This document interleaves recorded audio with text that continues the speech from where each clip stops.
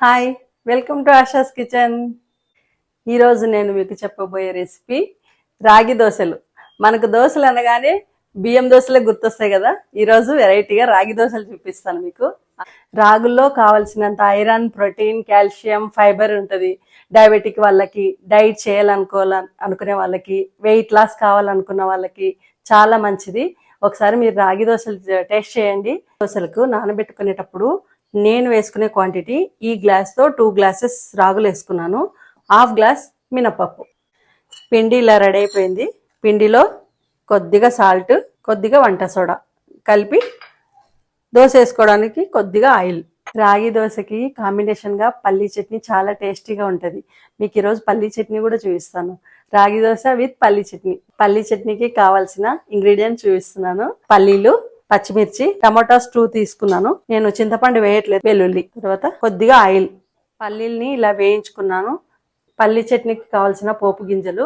Pan పెట్టుకొని కొద్దిగా oil,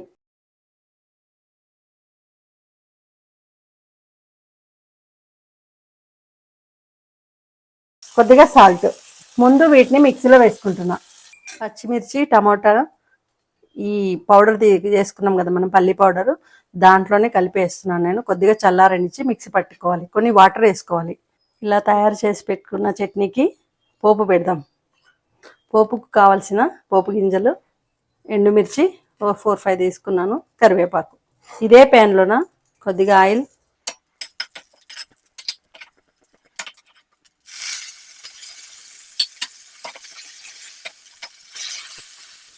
పోపుని ఇందులో వేసేసుకుంటున్నా. అంతే, ఇలా కలిపేసుకోవడమే.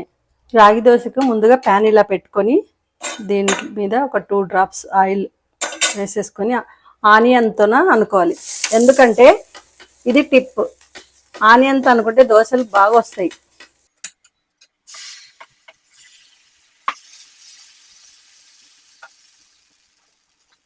ఆనియన్ దోశ వేసుకోవాలనుకున్న వాళ్ళు ముందు ఆనియన్ ఇలా చిన్నగా తరిగి పెట్టుకోండి.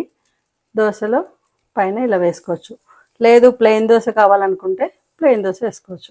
ఇలా ప్రెస్ చేసుకున్నాం అనుకోండి, ఆనియన్స్ ఊడి కింద పడవు, దోశ కతుక్కుంటాయి. చూసారు కదండి, రాగి దోశ చేసుకోవడం చాలా ఈజీయే.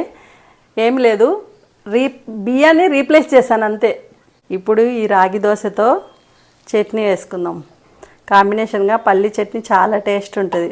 ఎంత అమోఘంగా ఉంటుంది, ఇది చూడండి ఒకసారి. చూసారు కదండి, రాగి దోశ చాలా ఈజీగా చేసుకోవచ్చు. ఈ వీడియో మీకు నచ్చితే లైక్ చేయండి, షేర్ చేయండి. మరిన్ని రెసిపీస్ కోసం సబ్స్క్రైబ్ చేయండి. Thank you.